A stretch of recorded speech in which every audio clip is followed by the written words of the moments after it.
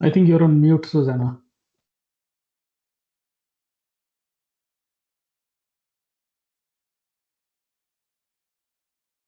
Okay.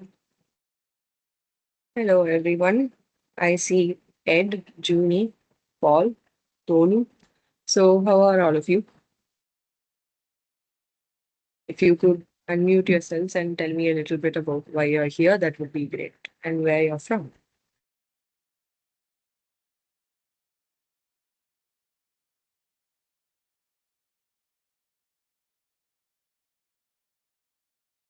Not getting any responses.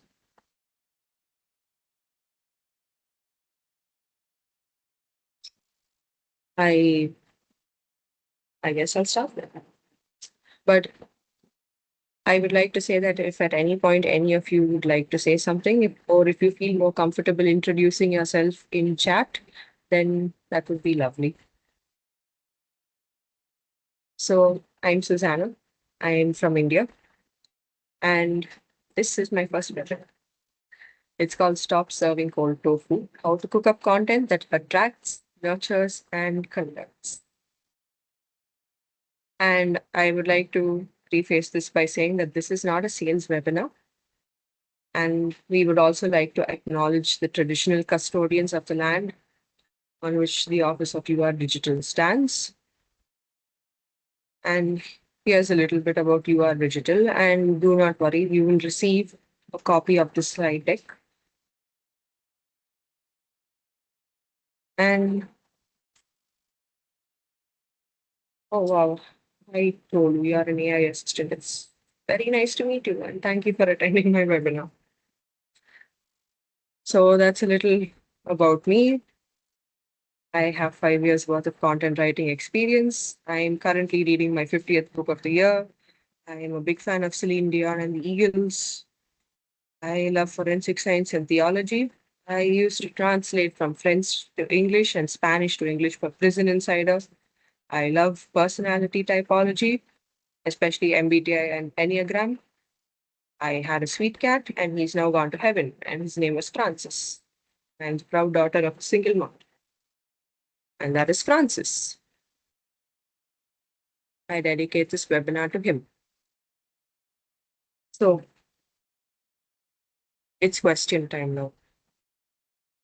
So I would really like if all of you could participate, either unmute yourselves and speak to me, or you can put your responses in chat. Tell me which industry you work in, and what is one question your audience asked you this week? If you can't think of anything they asked you this week, you might want to tell me what is one of the most common questions you get from your target audience. I will give everyone a while.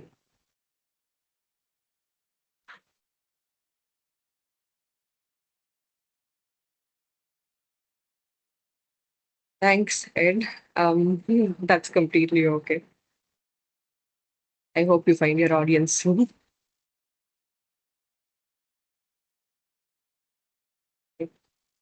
Hi, Paul. Happy to talk to you too.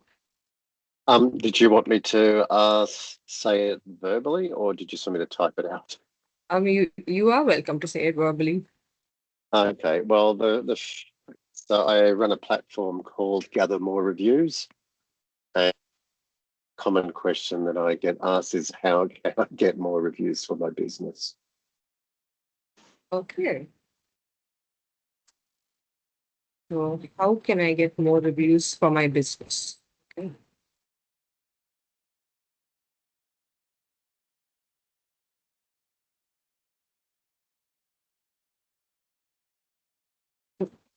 This is important. We will come back to it later. And if anyone wishes to interact, you still feel free to put your questions in the chat box. So now, before talking about the content funnel, I would like to talk a little about the philosophy of content, because how you think about content influences how you write content and how you put it on your website. So, what comes to mind when you hear the word content? Um, I recently read an article by this amazing journalist called Riya Chopra. It's called The Perils of Classifying Everything on the Internet as Content. So she has a visceral reaction to when people call her articles content because she feels the term has become sterile. It has this utilitarian sort of flatness to it. And the word content comes from the Latin word contentum. It just means something that's contained or to hold together or to enclose or to restrain. So if you look at the little picture in the slide, you'll see that there is on the left side a jar full of dirt and it's filled. And on the right side, there is a jar with a gold nugget. The gold nugget does not occupy the entirety of the jar, but still it is more valuable than a jar full of dirt.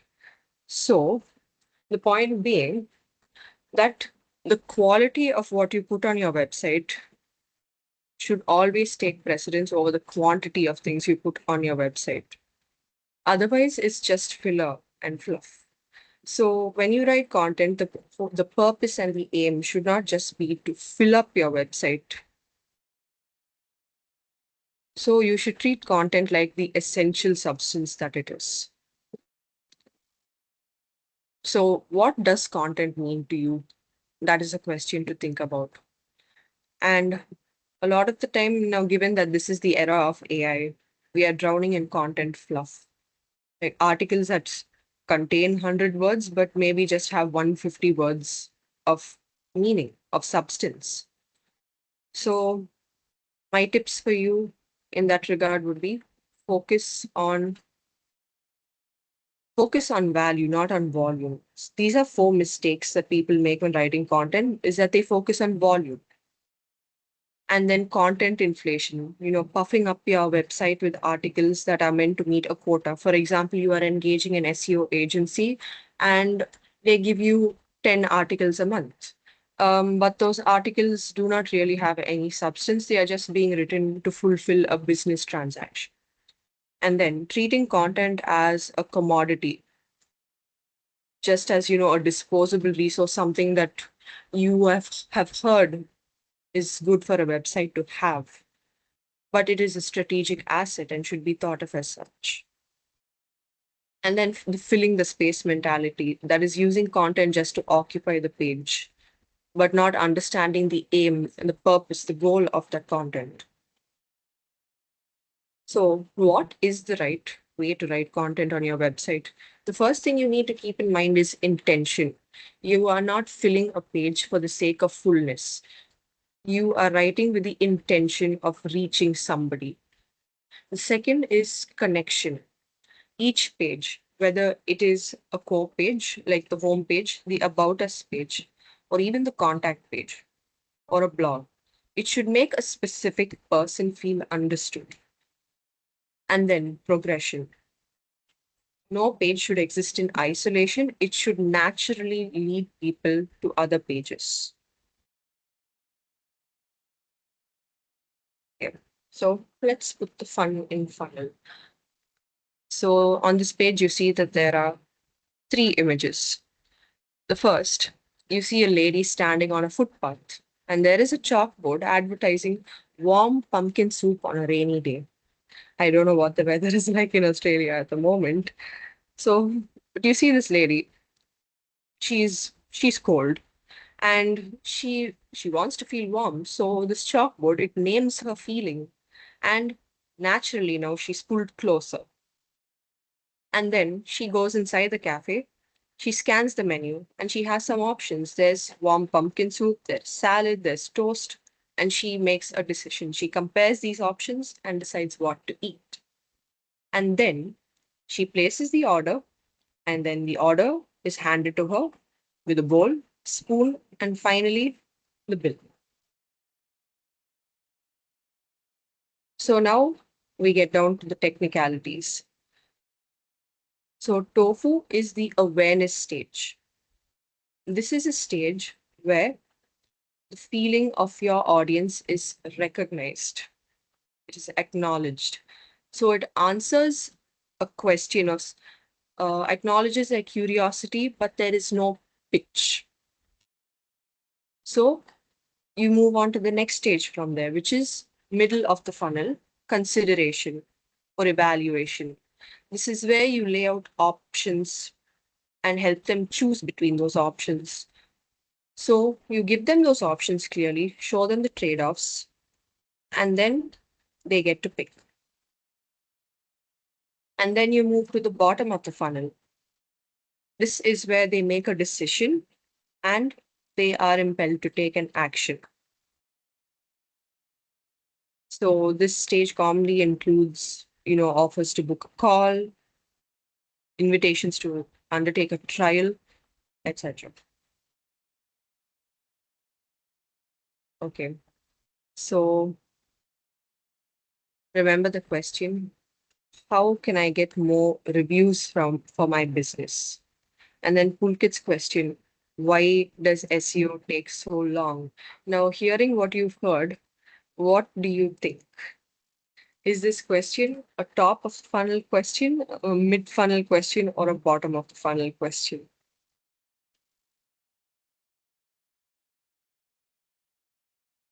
So, Ed, do you think how can I get more reviews for my business?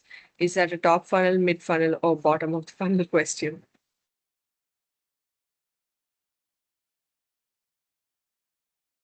You there, Ed?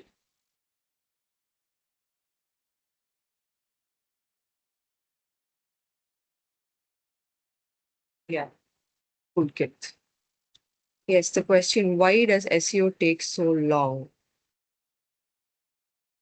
He reckons it's MOFU. Can I jump in? I think it's a middle of the Yes. funnel question.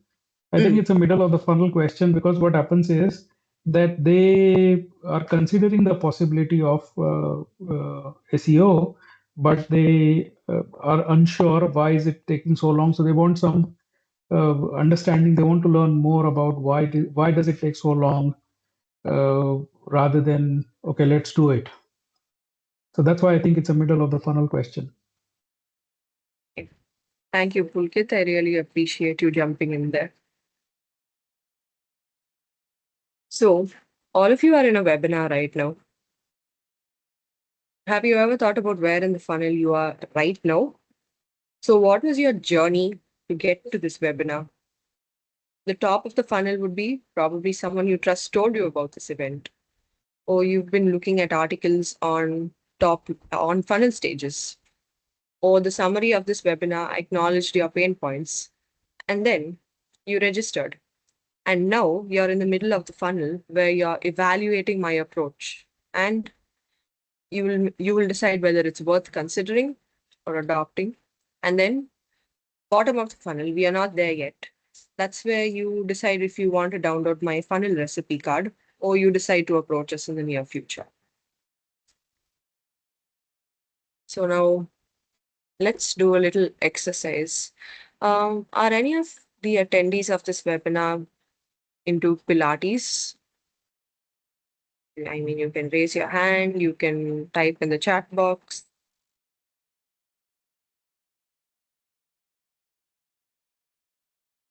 No.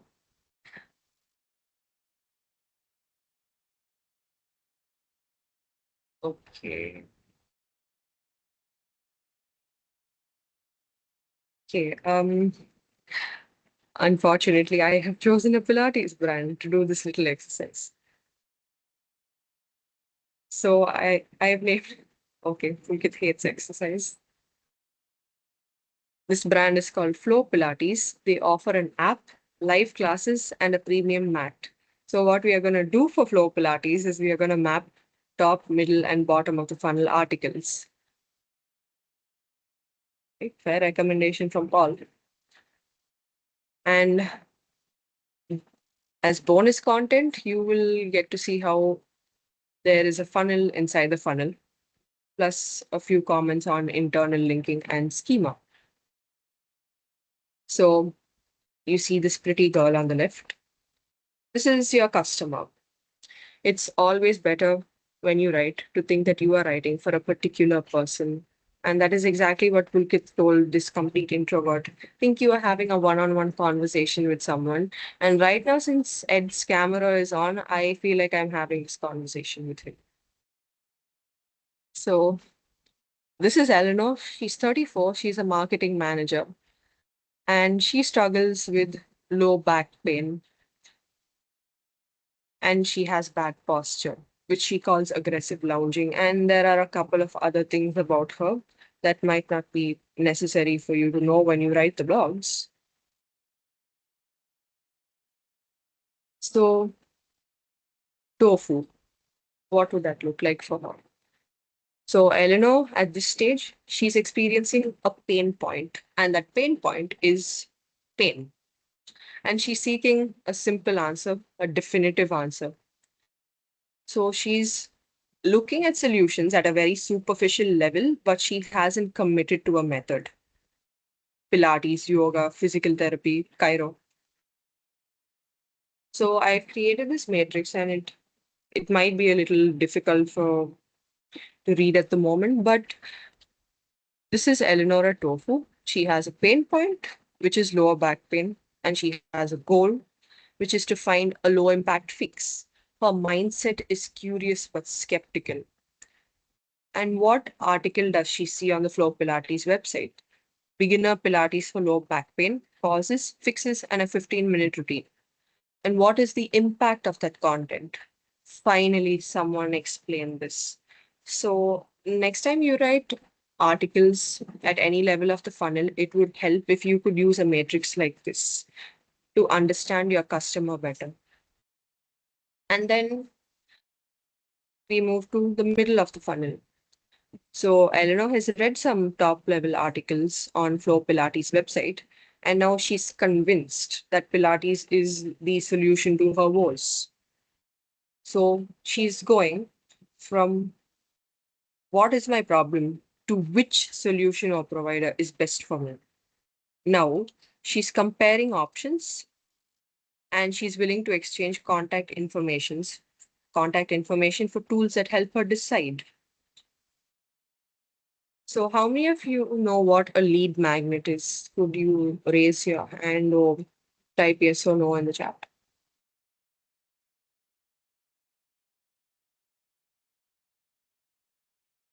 Okay. Okay.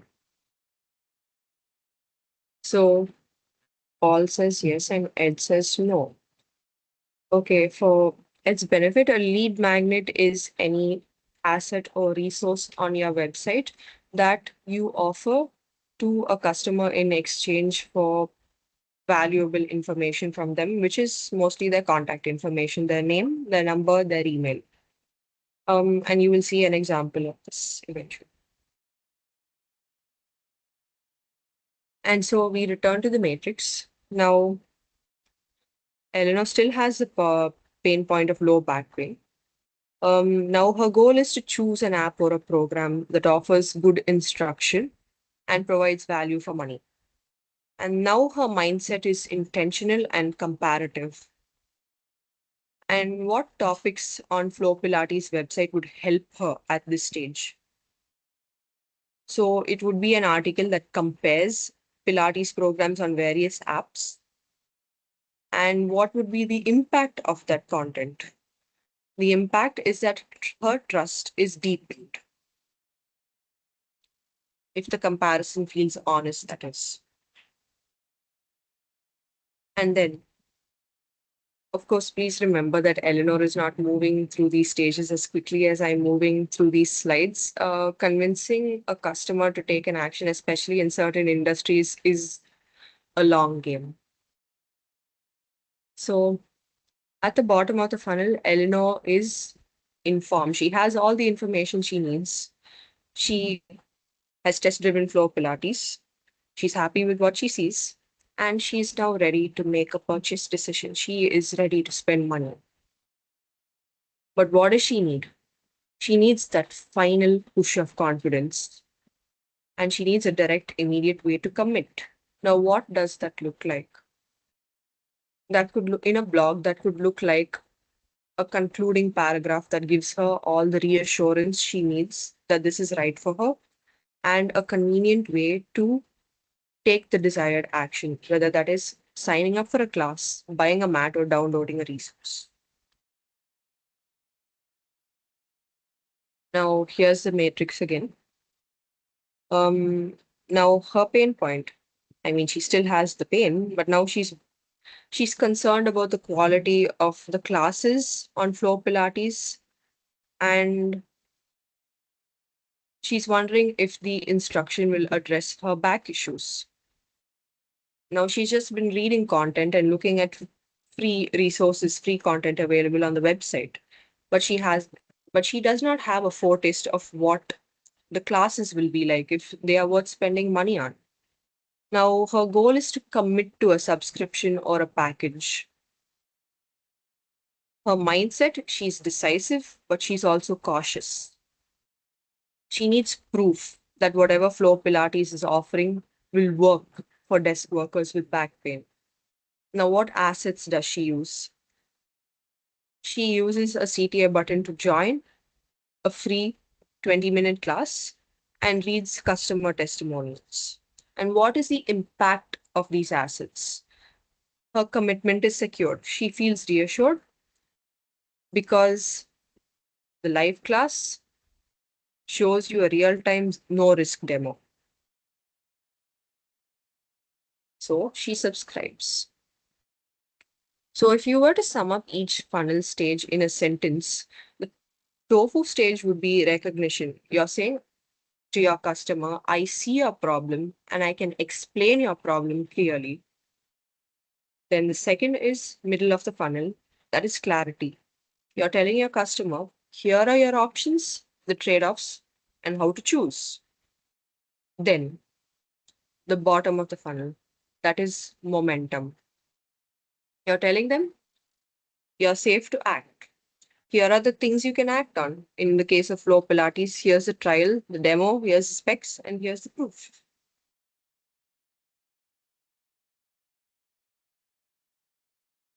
And what would funnel stage assets for Flow Pilates look like? So at the top of the funnel, if we are looking at blogs, um, Ed, Ed said no. What were you saying no to, Ed? If you could explain to me. Okay, so you could type it out as well because I don't understand what you said no to. So these are the funnel stage assets. So at the top of the funnel, you could have beginner Pilates for low back pain, causes, the fixes, and the 15-minute routine. And another article called Is Mat Thickness a Myth? And then at the mid-level stage, you could have, okay, no to the question about the lead magnet. In the middle of the funnel, you could compare various apps offering Pilates live classes. And then, oh, storms. I mean, you could benefit from a warm pumpkin soup. So then you could have a mat buyer's guide comparing various mats, and you could have a case study. So case studies are usually mid-funnel assets. At the bottom of the funnel, you could have the class and the product page with the specs, sizing, care guide, warranty, short videos. And you could also have customer stories.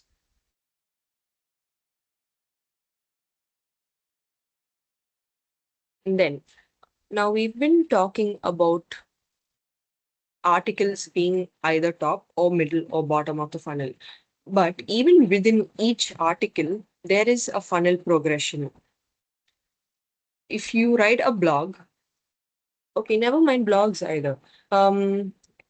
Any good piece of writing, whether it's a novel or even something like a movie, it should have a beginning, a middle, and an end. So even a blog that you write, it should have a beginning, a middle, and an end. So you open at the top level. You're recognizing someone's feeling and you're defining their problem in plain language. And as you move to the middle of your blog, you're giving them options and you're giving them light evidence. And then when you close your article, you're offering them action, an option to act. So here we have an article for Flow Pilates. So it's called Wrist Pain and Pilates, what causes it, how to fix it, and a 15-minute routine. So at the top, you have hook, and then you have guidance, and then you have actions. So let me just read this out for you. So at the top, you're acknowledging the problem. If flanks light up your wrist, your joints are giving you information. Here's why you feel pain, what you need to do about it, and how to keep tension in your core instead of your hands. So that is, as you see, a very plain and simple acknowledgement of the problem your target audience is facing, which is why they are here on this page right now. And then as you move into the middle of the article, you can tell them these are 3 ways to reduce wrist load without pausing your practice. And there are 3 methods given there: neutral wrist, closed fist option, and forearm planks, and how to choose between these 3 options. And then towards the end of the article, it says here's a 15-minute wrist friendly routine you can try now. If you're choosing a mat, our one-page checklist helps you pick density and size even for smaller hands. If you prefer to do things live, you can book a spot in Saturday's class. It's free of charge. So you see, you're giving your audience a bunch of actions they can take, and you're directing them as to how they can take those actions effectively.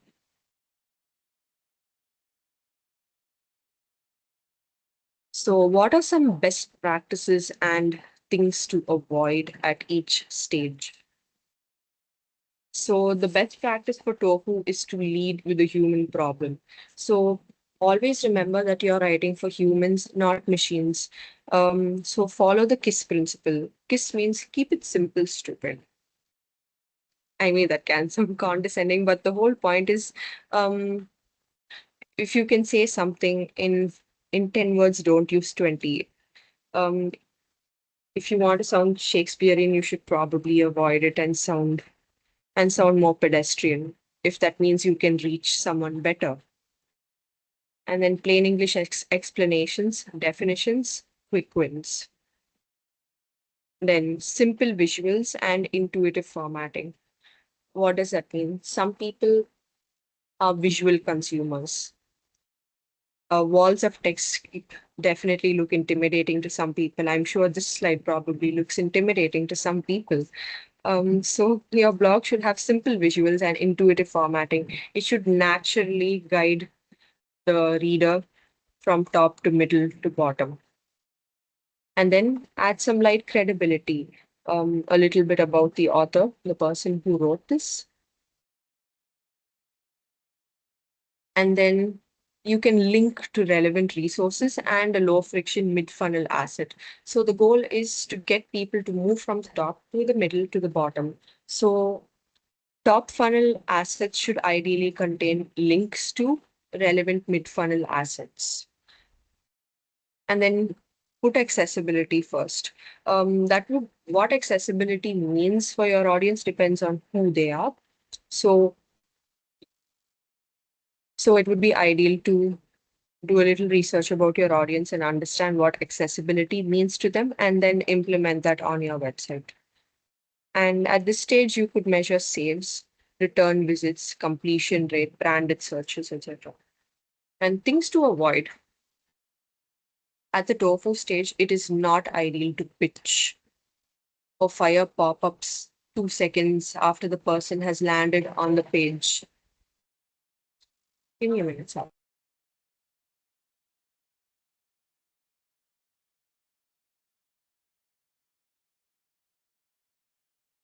I apologize. And then another thing you should not do is bait and switch with headlines that the body doesn't answer. That is, don't use clickbaity headlines.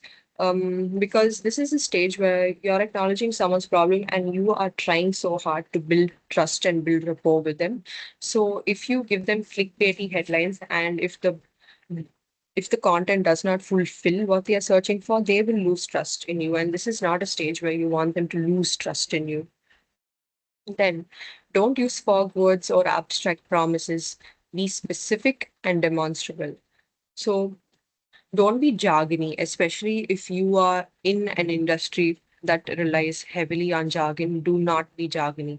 Even if you have no other choice but to use jargon, explain it to your customer as simply as possible and be very specific about it because, again, if they feel overwhelmed by what is written, they are not likely to dwell on the content asset for very long. And then do not create often posts.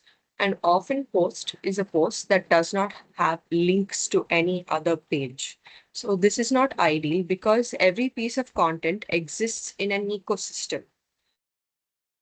So it would be nice to map a next step to MOFU, have an internal link to the form page or any other relevant pages. And then reliance on stock imagery. Stock imagery, I mean, it is a cheap option, and there are many ways to remove watermarks from stock images. But in certain cases, they do feel tacky and cheap.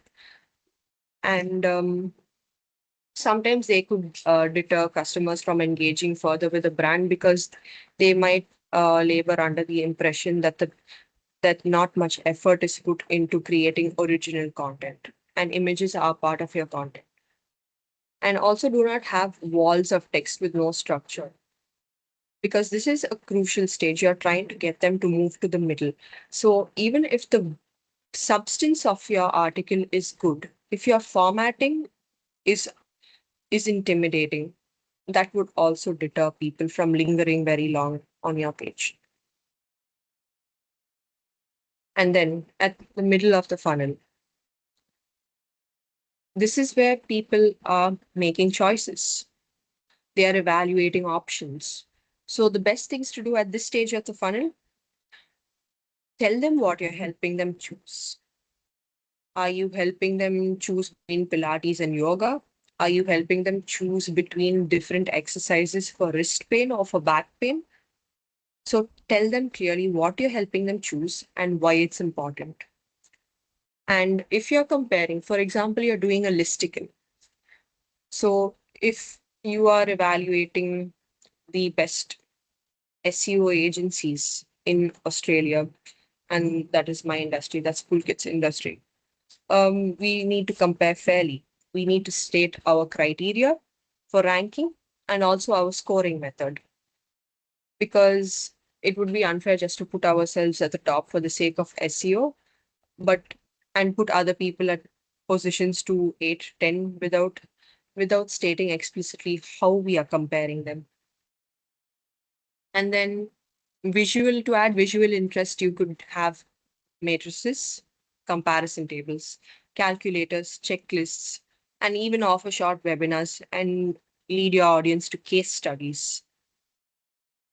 And Ed said he did not know what a lead magnet was. So this is the ideal stage to introduce lead magnets. So your customer is reading your article. You might want to give them a resource in exchange for their contact information. For example, if the article is about how to choose a mat for Pilates or how to choose an exercise mat, you could let them walk away with a printable checklist of how to choose a mat. And then mid funnel assets should link to bottom funnel assets. For example, in the case of Flow Pilates, it would be a demo class, spec sheet, booking, and also back to top funnel pillar posts for context. Because somebody might be landing, everyone's journey of landing on an article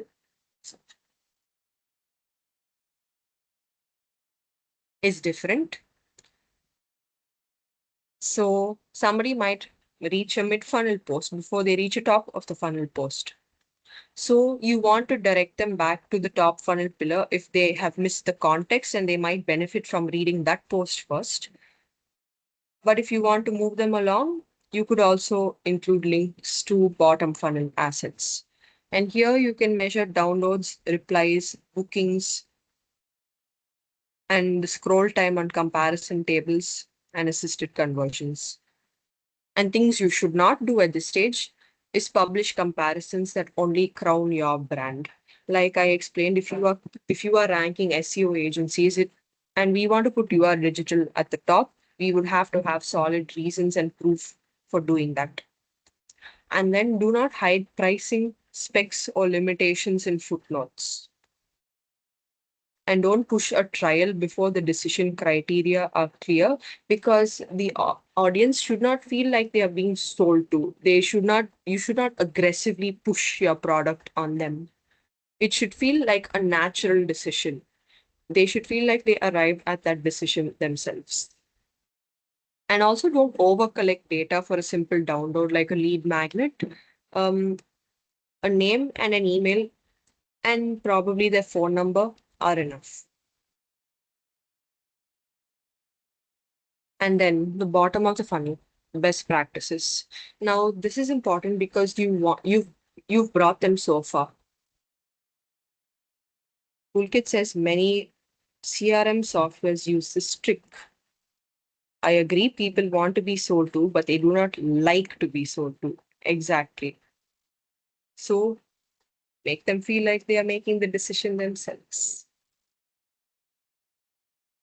So the best practices at this stage would be to insert specific CTAs, forms, and be upfront about your pricing, delivery, refund terms, etc. Because I mean, you've brought them so far. Why lose them now? Why? Don't. And then be upfront about all the critical info, specs, sizing, warranty, what happens after they purchase. Then you could offer a try before buy depending on your industry again, which in the case of Flow Pilates would be demo, a sample of what to expect during a class, a calendar booking, and then use short testimonial clips, outcome stats, screenshots of the thing in use. Because people trust people. Reading things on a website is fine, but when you see a video of someone endorsing a product or services, it makes it that much more credible. Then you can add support through guarantees linked to care guides or live chat. And then you could have FAQs that could be pulled from user generated content. Um, if you do not know what user generated content is, you can drop a no in the chat box. I will tell you. And then you can link to the FAQs, toolkit, warranties, knowledge base, onboarding content, and sometimes back to the mid funnel content if they need further convincing. And what should you measure at this stage? So trial starts, how many bookings you get, how many people click add to cart, and things you should not do at this stage. You should not be burying your prices, fees, conditions. Essentially, do not have any fine print that could create nasty surprises later. And your CTS should be highly specific instead of learn more. I mean, learn more about what exactly. So you're better off naming the action. For example, in this case, start your 7-day trial. Then don't pad pages with fluffy testimonials. And when I say fluffy, things that are unnecessarily lengthy, which are written by humans, or anything that is evidently written by AI, or unverifiable claims. And then creating dead ends is also a big no-no. There should always be a helpful adjacent step. If you remember the little outline I showed you earlier. Yeah, this one. So the actions, you have various options for actions. Here's a 15-minute wrist-friendly routine you can use. If you need a mat, there is a resource. If you want to do things live, you can book a class. So you have options there.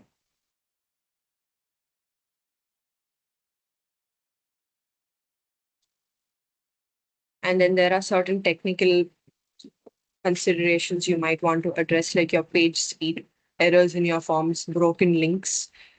Because if somebody is convinced, thankfully, and they are in the middle of taking an action, and there are technical issues while they take that action, we are back to square one.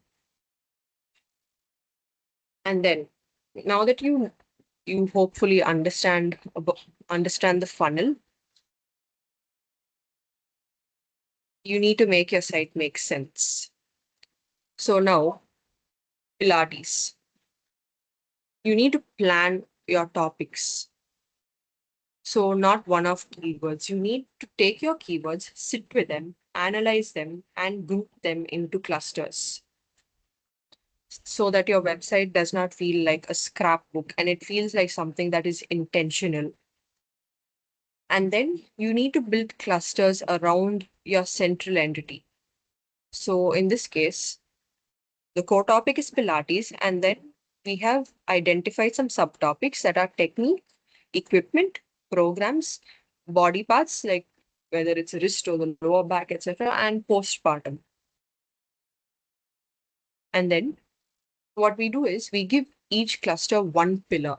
Now, the pillar post is a master blog, and it logically links to blogs that are more in depth, the mid funnel blogs. So you have TOFU.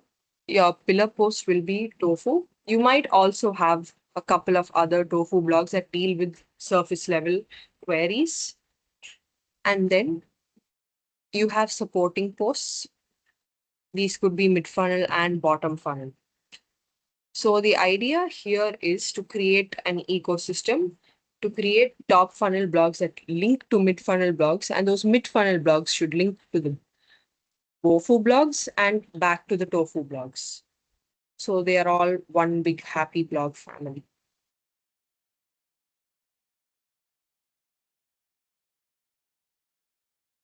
And yes, you need to design the user journey intentionally. So you want people to naturally move from the pillar. They read the pillar, they are excited about what they're reading, and then they decide to move to the supporting article, and they like what they read there as well. So they are convinced to download the lead magnet. And your lead magnet could hype up your product, but not in a very on the nose way. And it could convince someone to consider the product, to consider purchasing the product. And while they are on the product page, you can show them proofs that the product actually works. And then you need return paths. Like I said, pillar and supporting posts should always link to one another. And then product pages should link to warranty pages and to a care guide. And either remove or update offense with internal links, because every page should give and receive links. And then a little bit about language and credibility. Um, I am a very nervous person. So when we did the dry run for this webinar, I was relying on a script. And as I was reading the script and trying to improvise it, it was obvious to Pulkit and a couple of people that I was indeed using a script. And that's not. And as I was reading it, I myself realized that this is not how people communicate. This is not how speech works. So even on your blog, it's important to write in a in the appropriate tone for your audience. They shouldn't feel like they are being spoken to by a soulless machine, a soulless robot. They should feel that there is a human being behind the whole thing. So write with simplicity, specificity, and respect your reader's time and their personality. And like I said before, cut fog words, cut jargon. For example, if you can say use, don't say utilize. If you can say use well, don't say leverage. So it's always better to use clear verbs and nouns over adjectives and artificial language.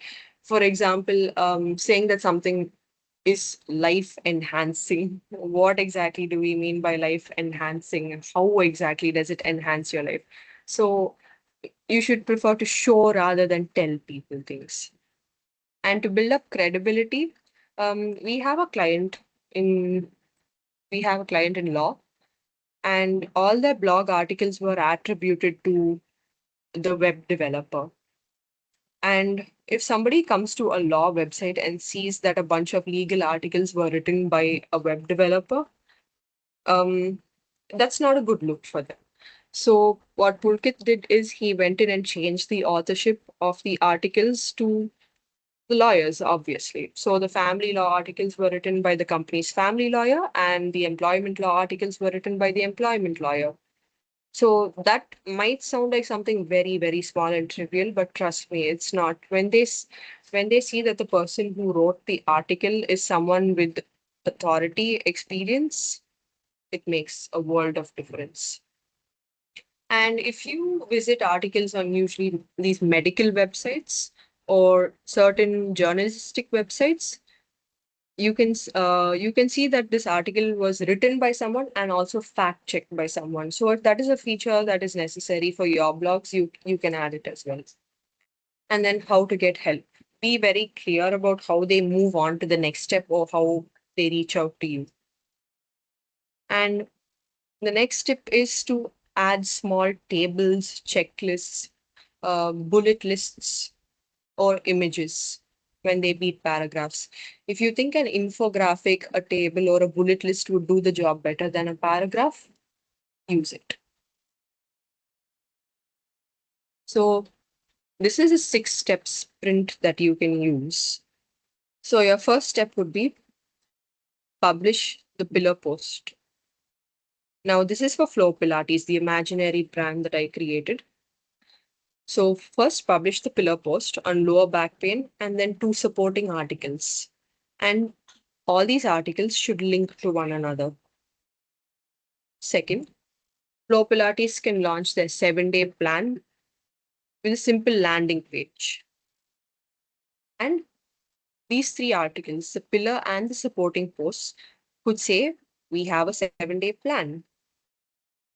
And it could tell people how to register for a free trial. And then the third thing is they can publish an app comparison, because people are obviously wondering, why should I go with your brand when there are other brands? So give them reasons to choose you. Give them a nice criteria table and an honest summary of your USP.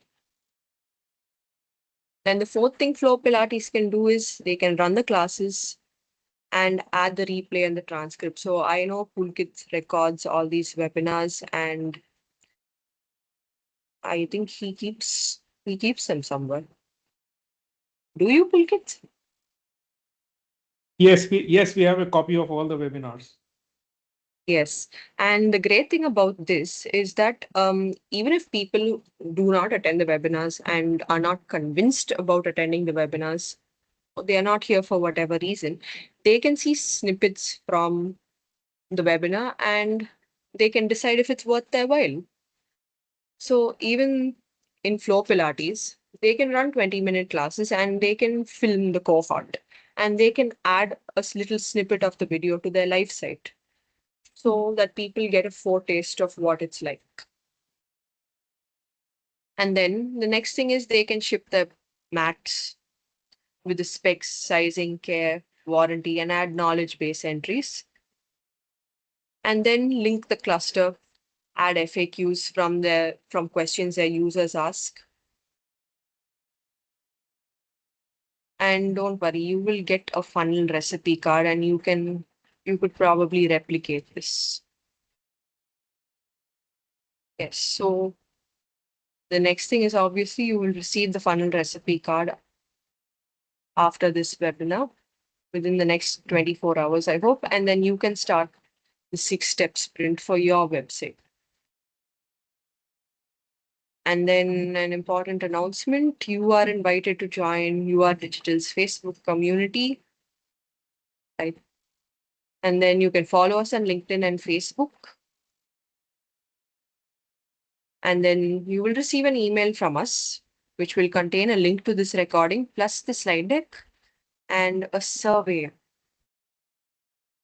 Kindly request you to fill this. I'm nervous about that. And then a link to register for the next webinar. So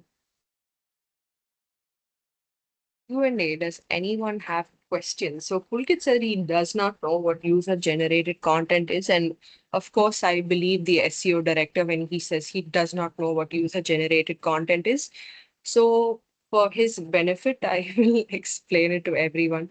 So user-generated content is content generated by users. And I know that sounds like a completely dumb explanation, but hear me out.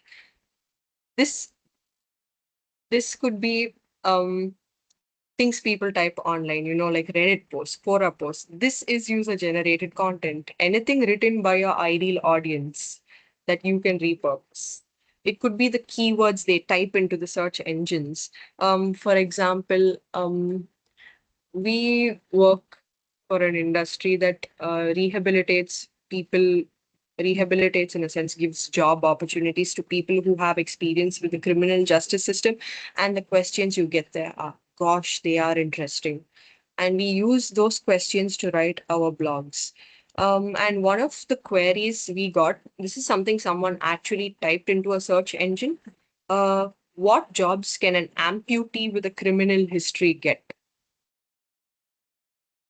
So that is an example of user-generated content. So if anyone else has any questions, you can either unmute yourself and ask me, or you can put them in the chat box. So this is our next webinar. It's called Live SEO AMA, What's Worked in 2025 and What's Next for 2026. It's happening on the 2nd of December, 2025, and it will be from 2 p.m. to 3 p.m.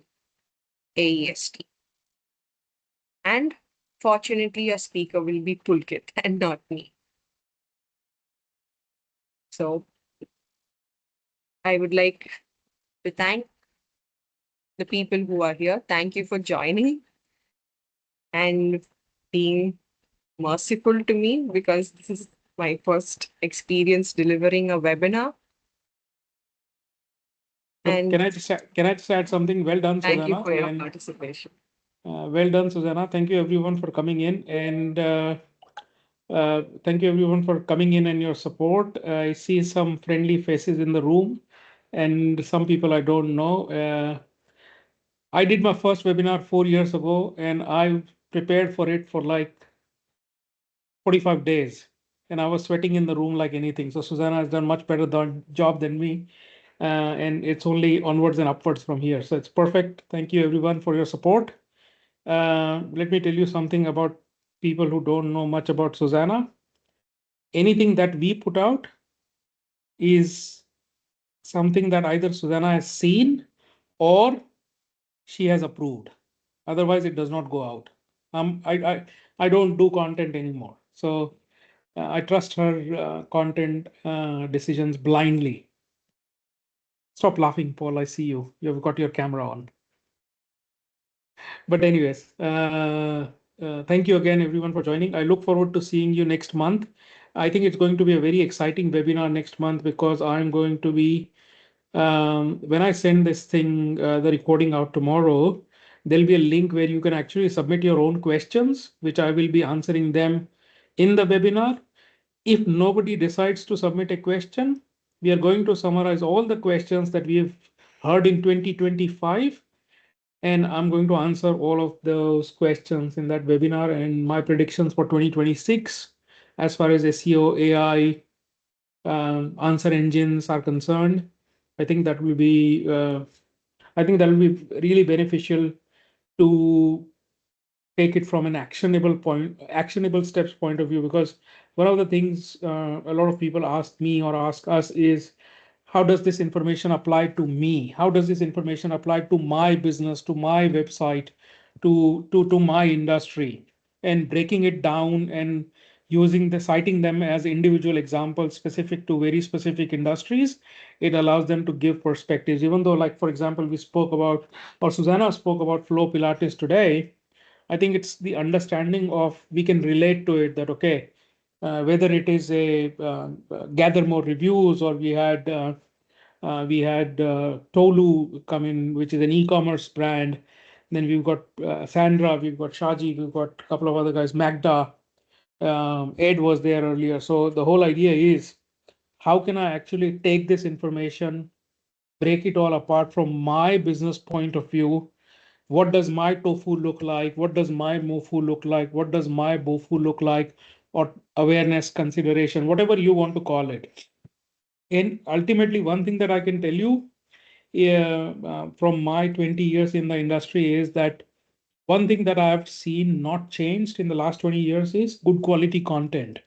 So if your content is good quality, then it is really, really, really, what will happen is that your content will shine. There is no reason why your content would not shine. So if you try to game the system, that's when all of the tips and tricks come in. It's not about gaming the system, it's about serving people what they want, which is exactly good quality content, and they are ready to consume it. So I was actually, with these infographics or all the tables, they just make your content easy to consume.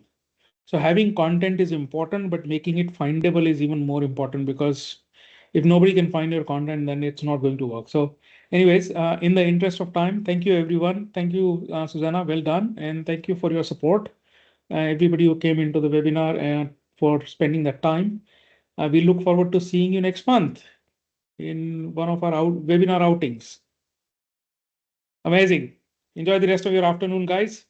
And if you have any questions, feel free to reach out, and we will be happy to assist. Bye, everyone.